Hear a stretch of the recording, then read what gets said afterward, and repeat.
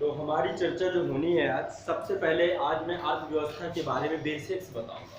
Basics इस स्तर के बताऊंगा कि अर्थव्यवस्था का पहली बात कि महत्व क्या है, कैसे इसे टैकल करना है, एग्जाम में कितना इसका रोल है और कहाँ कहाँ पे इकोनॉमी आपको पूछी जाती है।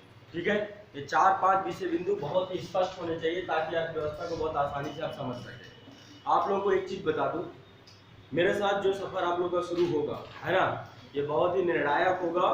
अर्थव्यवस्था पूरा मैं फाइनली 15 अक्टूबर तक खत्म कर दूंगा। ठीक है, 15 अक्टूबर को जब क्लास खत्म होगी तो इकोनॉमी की कोई भी ऐसी विषय वस्तु नहीं होगी जिसकी समझ से आप किसी भी तरीके से कमजोर पड़े। सारी समझ आपके अंदर होगी। भारत की अर्थव्यवस्था नहीं वरन विश्व की अर्थव्यवस्था में कोई भी घटना होगी तो इसे आप आसानी से समझ सकेंगे। ठीक है, ये मेरी जिम्मेदारी है, मुझे ये कार्य करना है। आपका काम सिर्फ इतना है, जितना मैं आपको होम असाइनमेंट दूं, जितना क्लास में करवाऊं, उसको क्या करना है, धीरे धीरे बस। देखो ये थोड़ा सा इकोनॉमी के साथ एक समस्या ये होती है कि थोड़ा अवधारणात्मक समझ है, बहुत आसानी से समझ में आने वाली चीज नहीं है। ठीक है, बहुत आसानी से समझ में आने वाली चीज अर्थव्यवस्था नहीं होती है। तो इसकी हमें कॉन्सेप्ट को समझना है। मैं 2 भागों में बांटूंगा अर्थव्यवस्था को। जब तो पहले अवधारणा को समझाऊंगा, अवधारणा के समझाने के बाद हम इसकी चर्चा करेंगे।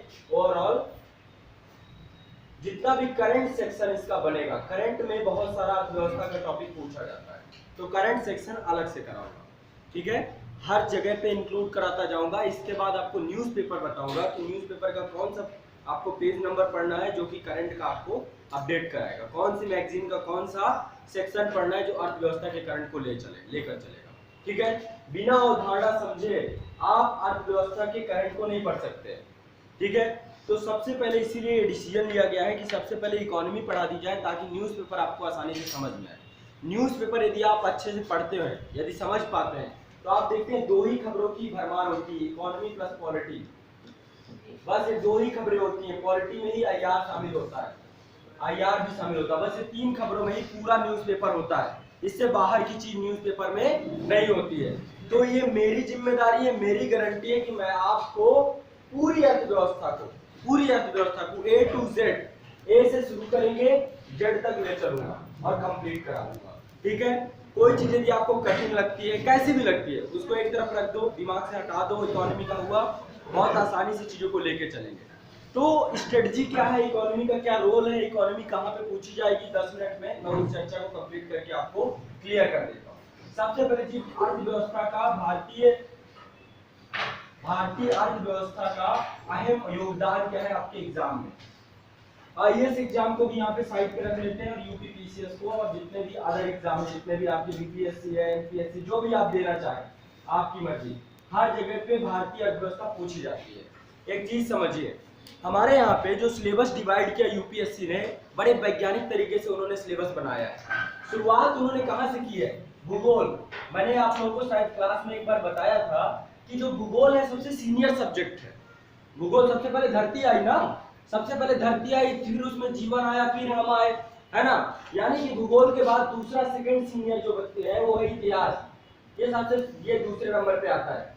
जब भूगोल, धरती आई, ब्रह्मांड आया, सौरमंडल आया, सब कुछ आया, तब इतिहास आया, है ना। इतिहास के बाद आपके जो बाकी के सब्जेक्ट हैं, जैसे राज्य व्यवस्था, भारतीय राज्य व्यवस्था, राष्ट्र राज्य की संकल्पना, जब इस इतिहास में पढ़ेंगे, इसके बाद आता है आपका राज्य व्यवस्था। और राज्य व्यवस्था के बाद आपका जो सब्जेक्ट है वो अर्थव्यवस्था। आपके सिलेबस के अकॉर्डिंग आपको भारत की आजादी के बाद की अर्थव्यवस्था को समझना और पढ़ना है। ठीक है, भारत की आजादी के बाद अर्थव्यवस्था किस तरीके से, कौन सी थ्योरी को हमने अपनाया और किस तरीके से हमारी अर्थव्यवस्था कंटिन्यूअस वे पे चल रही है, कहाँ पे अप्स एंड डाउन्स आ रहे हैं, कौन सा हमने मानक ढांचा अपनाया, वो सारी चर्चा यहाँ पे करेंगे।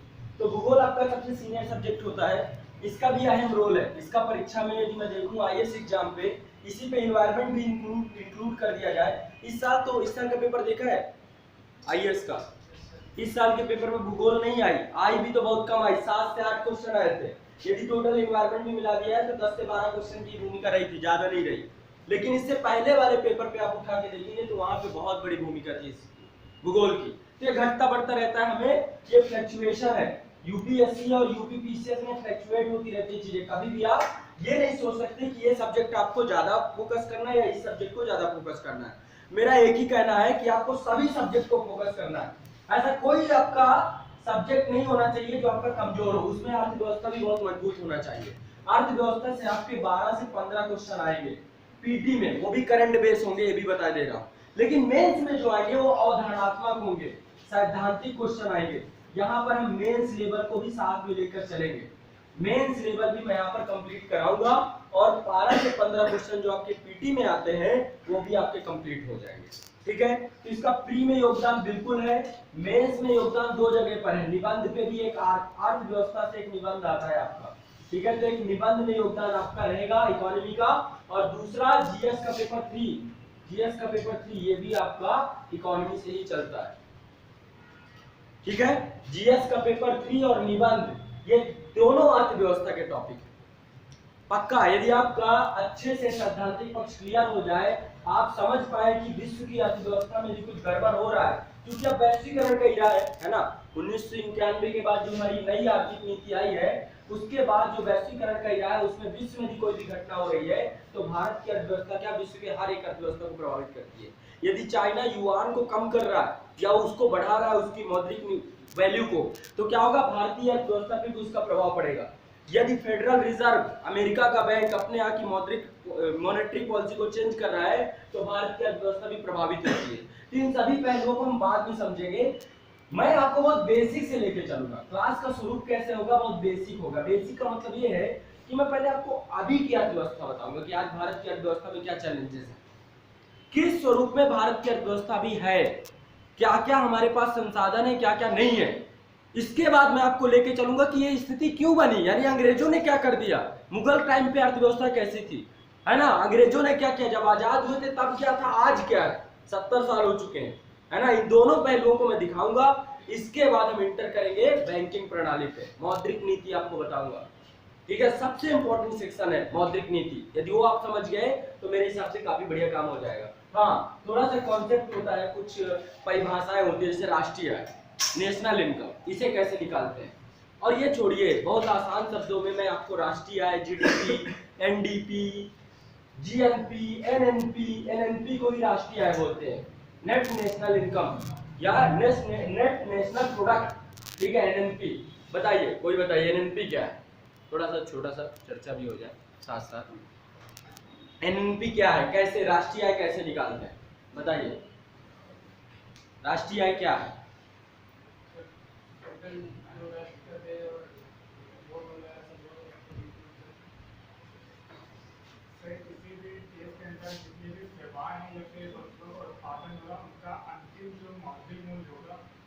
वो जीडीपी होता है, वो जीडीपी होता है, आपने जो बताया जीडीपी बताया।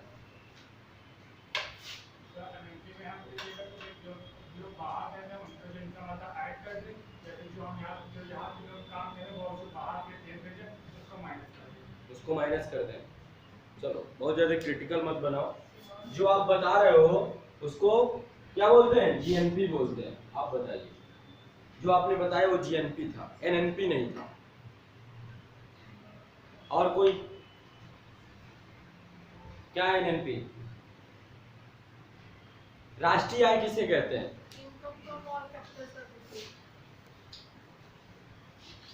इनकम और ओके, ये भी जीडीपी है, ये भी जीडीपी है। चलो मैं 2 मिनट में, ये वैसे यहाँ पे नहीं बताना है, मुझे कहीं और बताना है, लेकिन जिक्र कर दिया है तो 2 मिनट में इसे कंप्लीट करता हूँ, फिर मैं बिल्कुल बिगनिंग से शुरुआत करूंगा। 4 चीजें मैं यहाँ पे लिख रहा हूँ, पहला है जीडीपी, दूसरा है एनडीपी, ठीक है, दूसरा है एनडीपी। बहुत आसान चीजों का अभी तक जो पढ़ा उसे साइड में रख दो, बहुत फार्मूलाज पढ़े होंगे, बहुत सारी चीजें पढ़े होंगे, लेकिन कोई यदि इंटरव्यू में पूछ ले तो आप संकट में आ जाओगे। ठीक है, जीडीपी, एनडीपी, फिर जीएनपी और फिर एनएनपी, यही है राष्ट्रीय आय। एनएनपी को ही राष्ट्रीय आय बोलते हैं। 1 नंबर का क्वेश्चन ये भी आता है कि राष्ट्रीय आय जीडीपी है क्या, नहीं है, एनडीपी है क्या, नहीं है, जीएनपी है क्या, नहीं है, एनएनपी है क्या, नहीं है। जीडीपी क्या होता है, 1 साल के अंदर देश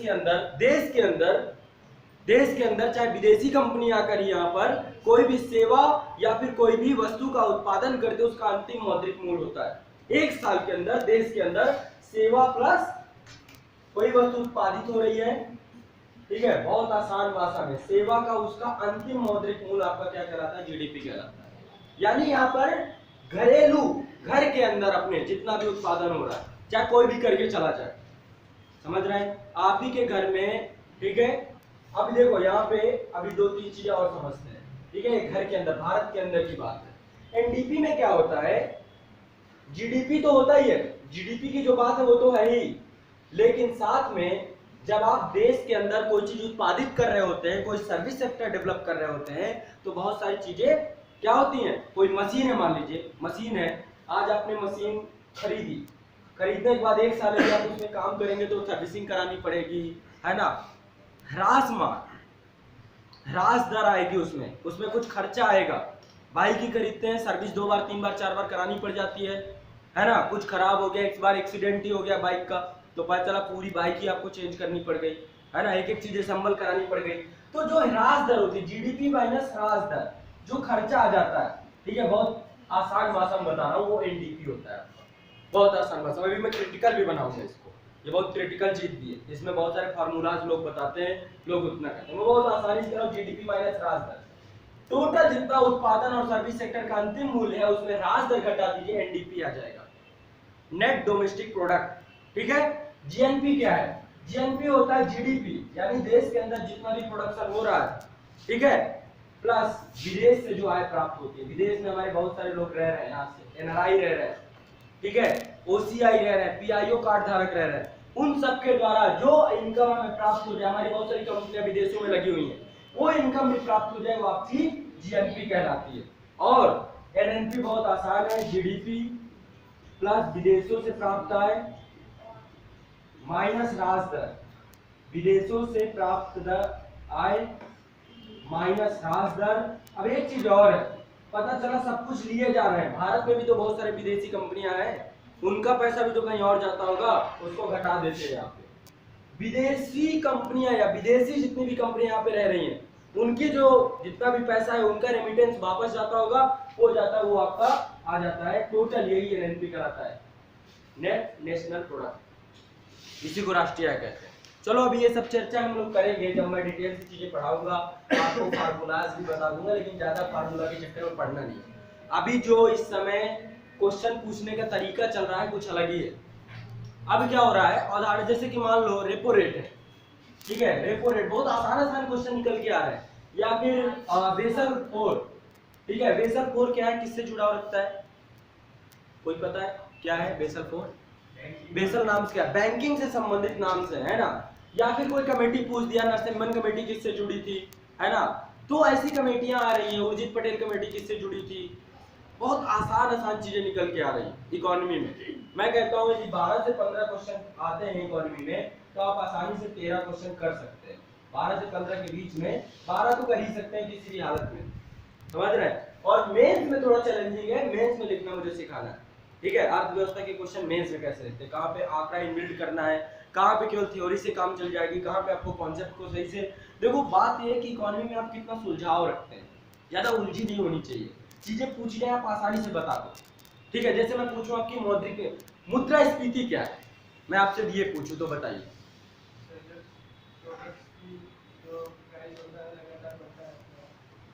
अच्छा, इसको मुद्रास्फीति कहते हैं, मुद्रास्फीति की परिभाषा, रीजन नहीं, मुद्रास्फीति की परिभाषा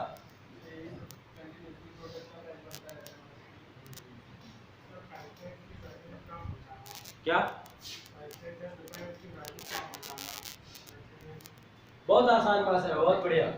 मुद्रा की कीमत कम हो जाना, मुद्रा की कीमत कम हो जाना मुद्रास्फीति कहलाता है। बस एक लाइन में आपने बता दिया इंटरव्यू बोर्ड को, खत्म बात, खुश। अब इसी को दुनिया भर का घुमाते रह जाइए। मैं पहले 10 रुपए लेके जाता था, 5 किलो आलू लेकर आता था, आज 10 रुपए लेके जा रहा हूँ, मैं 2 किलो आलू लेके आ रहा हूँ। ये क्या हुआ, 10 रुपए की वैल्यू कम हो गई। पहले 10 रुपए की वैल्यू इतनी थी कि 5 केजी आलू आ जाते थे, अब 10 रुपए की वैल्यू कम होकर 2 किलो आने लगे, महंगाई बढ़ गई, सीधी सी बात, ठीक है। तो मुद्रास्फीति मतलब मुद्रा की वैल्यू का कम हो जाना, सिंपल सी बात मुद्रास्फीति है। ऐसे ही पढ़ेंगे, रेपो रेट अल्पावधिक ब्याज दर कौन देता है, आरबीआई देती है बैंकों को, ठीक है। अब कैसे होता है, क्या सिस्टम होता है, बहुत इजीली समझाऊंगा, कोई बहुत ज्यादा तामझाम नहीं है। एक डायरेक्शन में चलेंगे, उस डायरेक्शन से आप चीजों को बहुत आसानी से बस समझते चले जाएंगे। राजकोषीय घाटा, ठीक है, एक चीज से जोड़ूंगा और पूरा आपको सिनेरियो उठा के रख दूंगा राजकोषीय घाटा कि कहाँ कहाँ पे क्या क्या इम्पैक्ट पड़ रहा है, मुद्रास्फीति का राजकोषीय घाटा पे क्या इम्पैक्ट पड़ता है, विदेशों से जो चीजें होती है उनका क्या इम्पैक्ट पड़ता है। तो पहले थ्योरेटिकल पढ़ेंगे, फिर मैं करंट पे आऊंगा, करंट सेक्शन भी जो भी जरूरत होगा, जैसे कि अभी पेमेंट बैंक बने हैं, आपके स्मॉल बैंक बने हुए हैं, इन सब के बारे में भी पढ़ाऊंगा, ठीक है, और भी जितने नाम्स हैं, मतलब A to Z कोई भी चीज आपकी बचेगी नहीं, ये मेरी गारंटी है। आपका काम है जो चीजें मैं कहता जाऊँ। अब देखिए, आपको पहले एक होमवर्क लिख लीजिए, एक मैं आपको आज काम देता हूँ। काम क्या है, क्लास 11th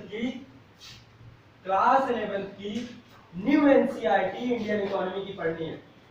भारतीय अर्थव्यवस्था करके नाम से है न्यू एनसीईआरटी, मुझे पढ़ी हुई चाहिए, मैं तभी मानूंगा। और टाइम है आपके पास आज से लेकर के, आज कौन सा दिन है, हाँ मंडे है, अगले मंडे को चाहिए, अगले मंडे को मैं चेक करूंगा। चेक किस तरीके से करूंगा, उसमें अंडरलाइन चाहिए मुझे। जिसको नहीं मिल रहा हो वेबसाइट पे जाइए, भारतीय अर्थव्यवस्था की वो अपलोड है, उसको डाउनलोड कीजिए और प्रिंट आउट निकाल लीजिए, बहुत अच्छा प्रिंट है उसका, ठीक है, कहीं भटकने की जरूरत नहीं है। और उसमें मुझे अंडरलाइन चाहिए किसी भी कंडीशन में।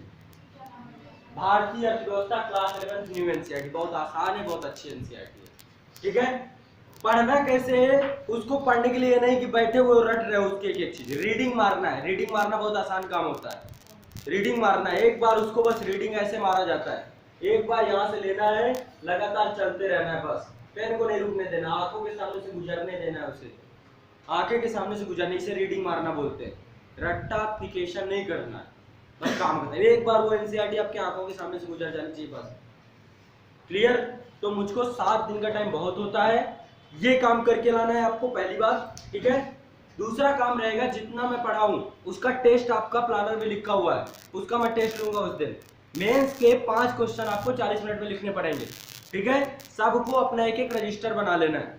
क्या बना लेना है, रजिस्टर। 2 रजिस्टर चाहिए, एक यहाँ रखा जाएगा, एक घर पे रख के जाओगे, यहीं पे क्वेश्चन लिखोगे, 5 यहीं पे रख के जाना है, ठीक है।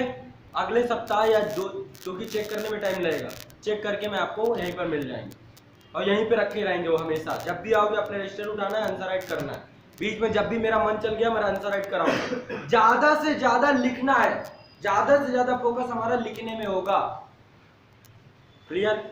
इतना लिख देना है, इतना लिख देना है कि एग्जाम में जाके लिखने से डर ना लगे कम से कम, ठीक है। सारा खेल लिखने पे है। अब जितना भी पीसीएस का हो चाहे यूपीएससी का हो, जो बच्चा मेंस दिया है उसे पता है कि लिखने की वैल्यू क्या होती है ना। वहां पे दिमाग जाके शून्य हो जाता है, तो शून्यता को खत्म करना है हमें, ठीक। बाकी बहुत आसान है, ठीक है। चलो अब हम सेक्शन को शुरू करेंगे, बहुत इजीली शुरू करेंगे। एक बात मेरी कान खोल के सुन लीजिए, 9 बजे का मतलब 9 बजे होता है, 9:01 नहीं होता है, आना पड़ेगा 9 बजे।